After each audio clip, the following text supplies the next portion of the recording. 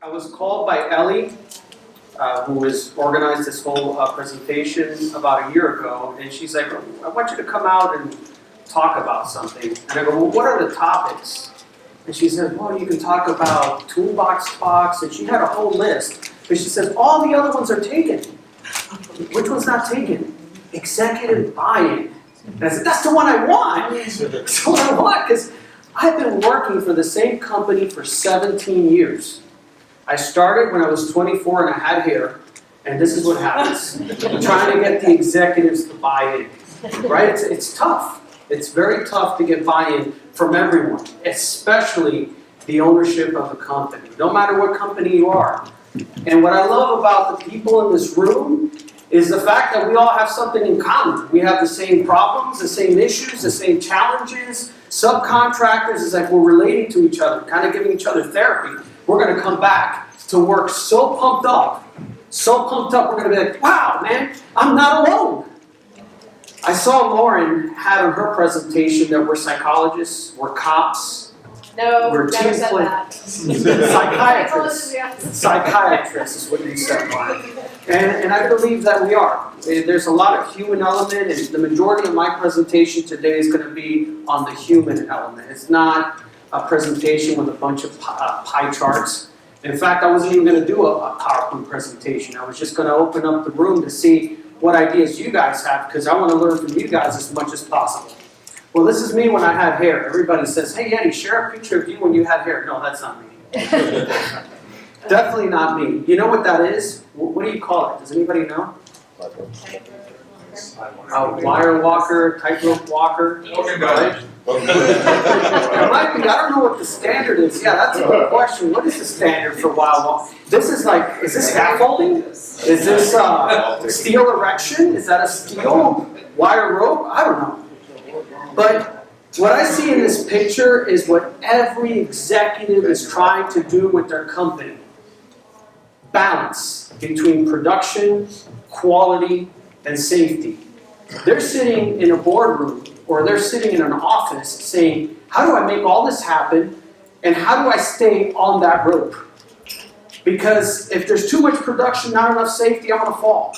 I'm not going to be on top anymore. If the quality's poor, I'm going to fall.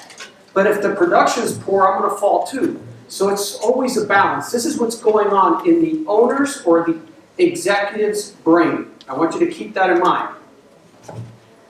So we get in front of them, right? And we get so pumped up. And we want to talk about EMR, and we want to talk about DART rates, and we want to talk about lost runs, and we want to talk about pie charts.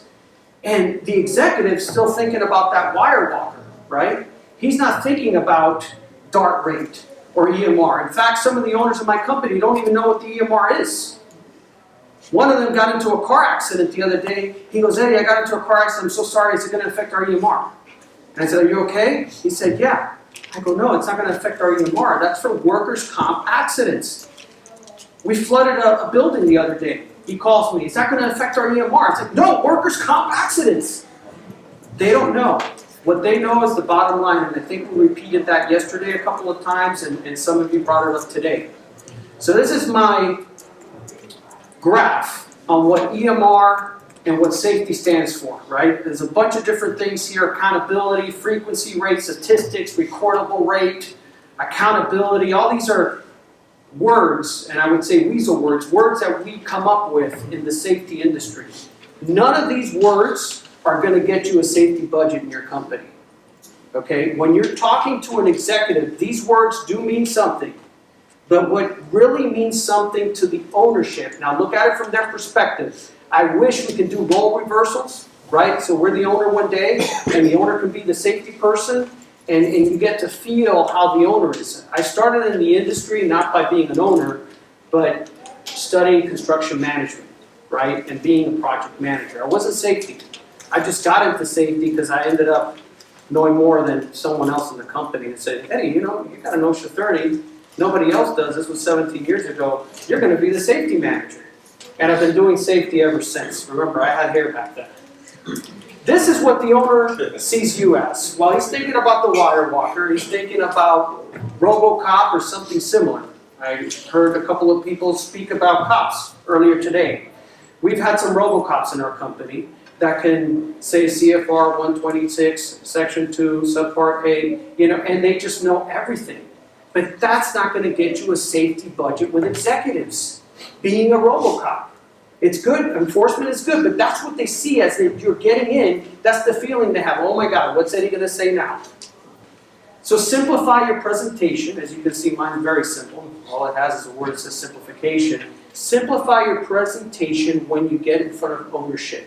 Make it as simple as possible. The majority of people will judge you between the first 5 seconds. Am I going to listen to this person or not? You can get their attention in those first 5 seconds, or you can lose their attention and they're looking at their tweet, or they're looking at their Facebook, or they're checking in on LinkedIn. It takes 5 seconds to either gain somebody's attention or lose their attention. Now you have an idea, right? A little light bulb goes in your head and says, ooh, I got an idea where I can save the company money. And I want to present that idea to the owners.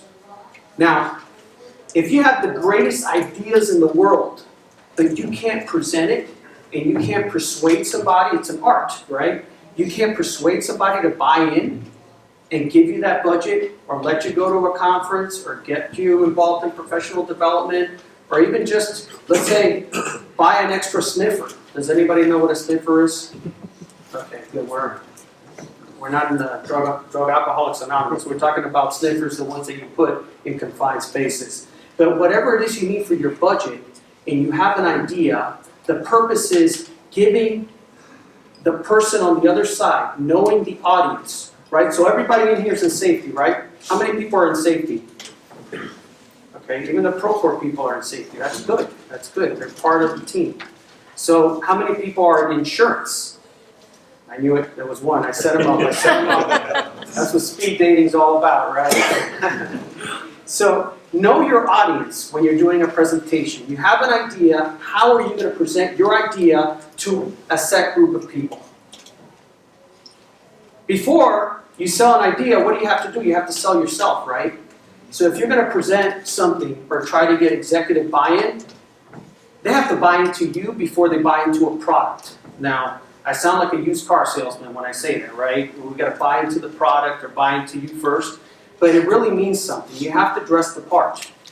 Okay, you have to dress the part, be a professional, and also know how to present it. And we're going to get into public speaking right now.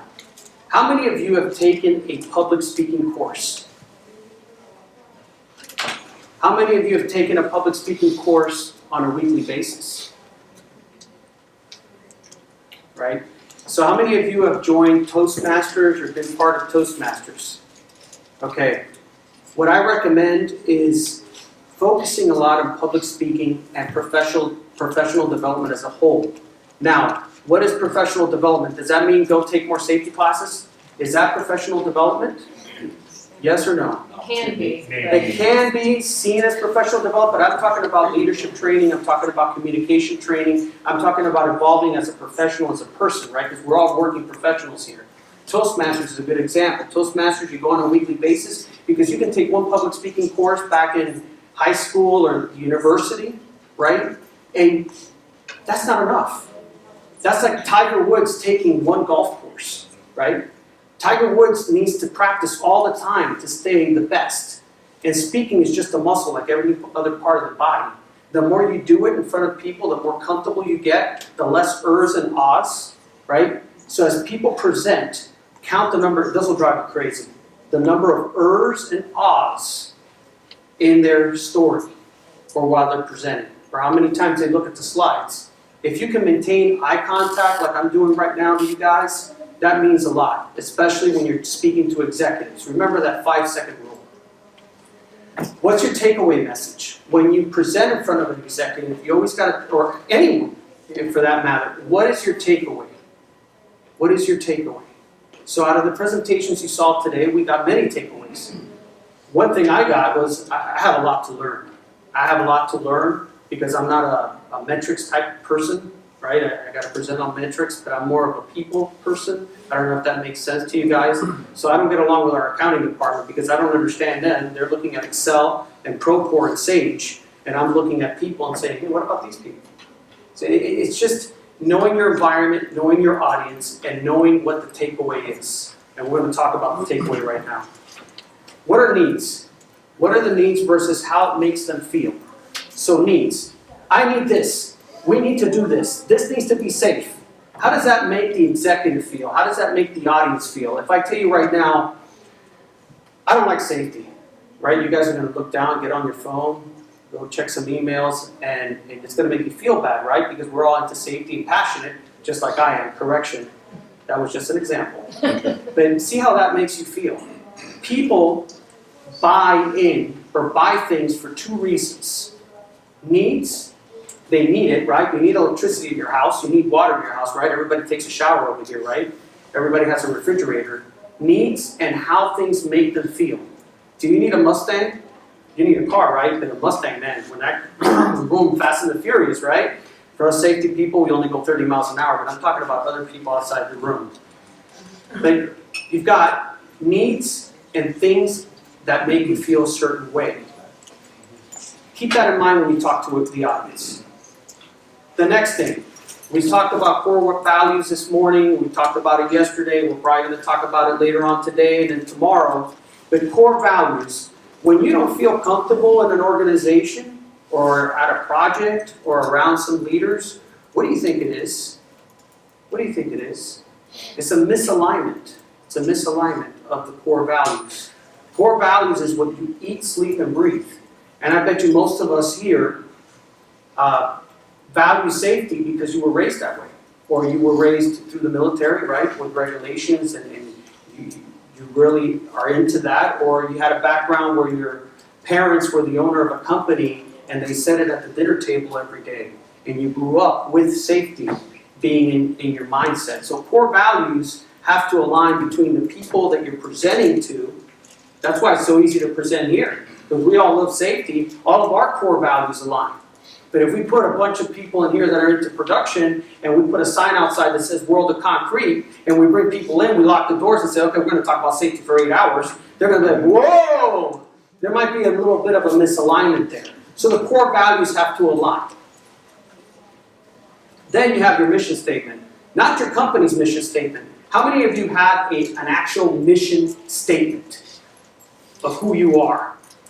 I'm not going to put anybody on the spot. I'm going to put myself on the spot because I was going to pick on Lauren right now because she's got the glasses. But my mission statement is to inspire people, provide a safe work environment, and send people home fulfilled, whether it's with a paycheck or whether it's fulfilled in the fact that they built something and they can show their family. That's pretty much a short and sweet mission statement. It was a lot longer. And I learned last year that I got to simplify my life. That's why this PowerPoint presentation is in black and white. Triggers. What triggers people, right? Everybody's got a soft trigger, a soft spot.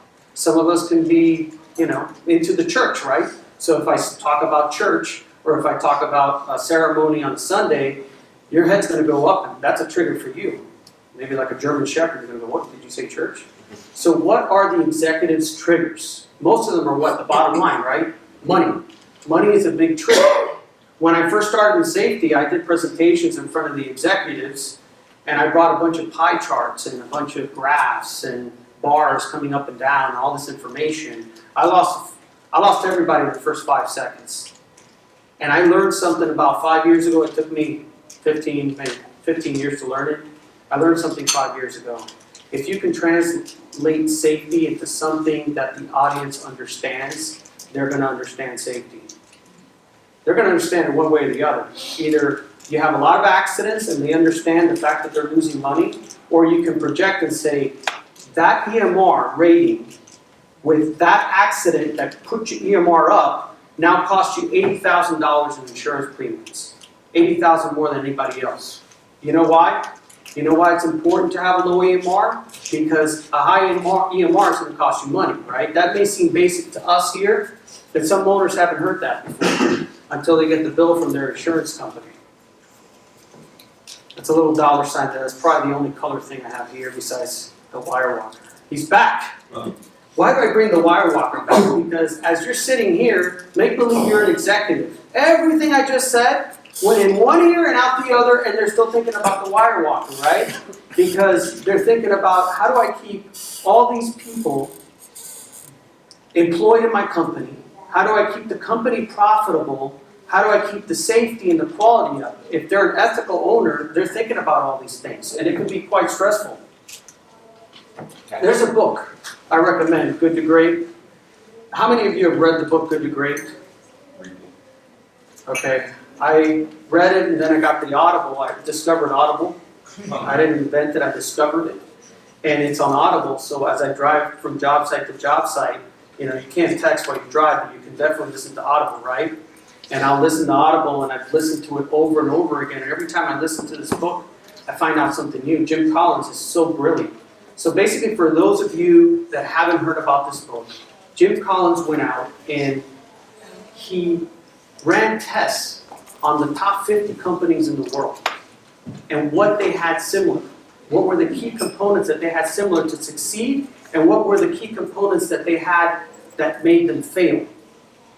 And it's super interesting. And not to get into too many areas of the book, but what he sort of patent, I guess, is first the who and then the what. Most of our organizations focus on the what too much, and they don't focus on the who. Now, who's the who? The who's the people in this room. The who's the people that you hire. It's the 70 employees that she has with her brilliant orientation that she does. It's the people you bring in through the front door.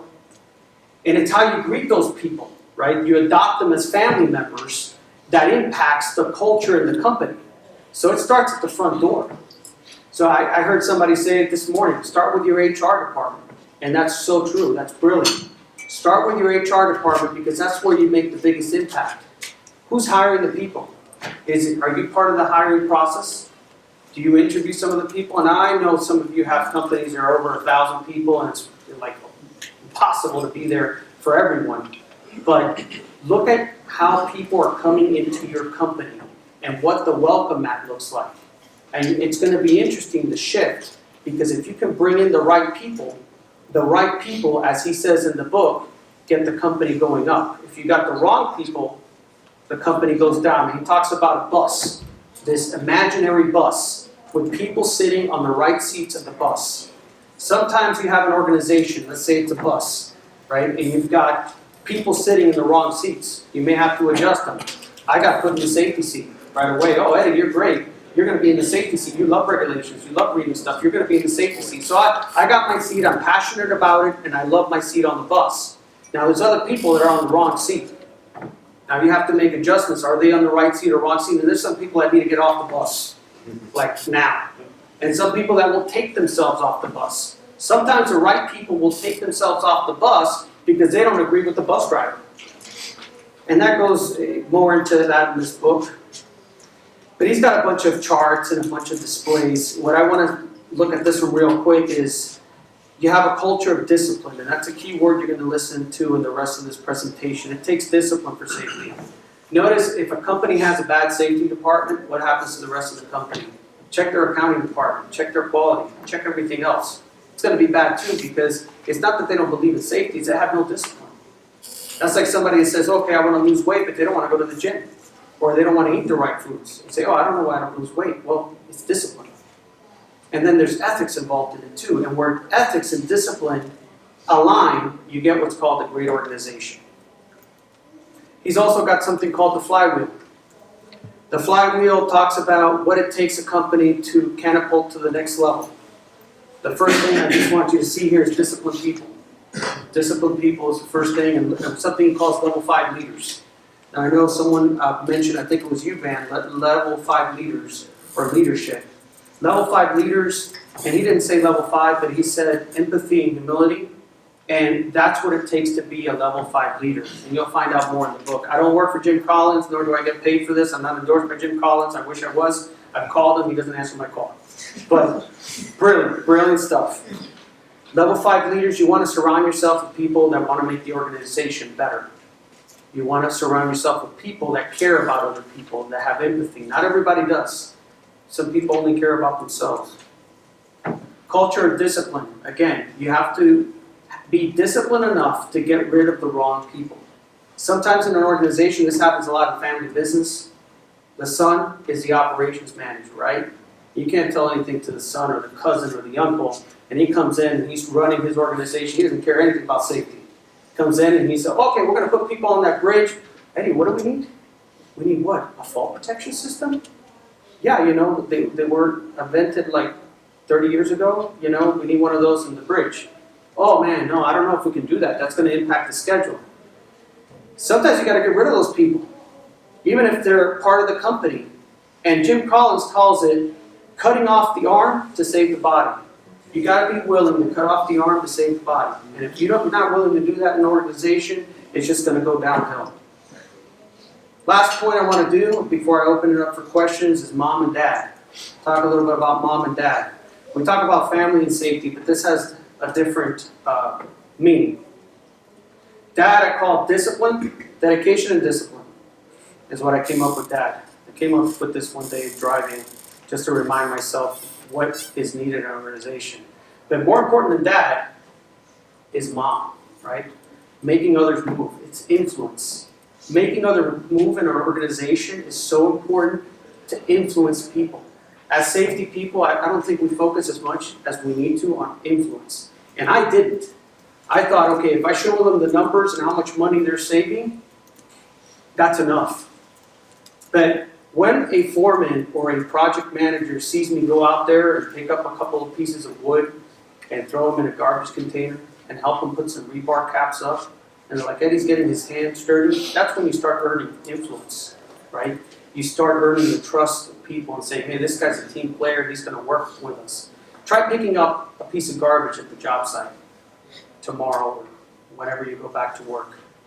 And it's not about just doing it for people to see you, it's about doing it because you care and about taking that extra mile. You want people to take the extra mile, it starts with you. When you want changes in a company, it starts with you. Jim Collins talks about the mirror in the window, right? Most leaders, they point outside the window. Everything that's outside. You've got people out there. Everybody's to blame, not me. But true leaders point at the mirror because the mirror is a reflection of yourself. What can you do better to make the company a better company?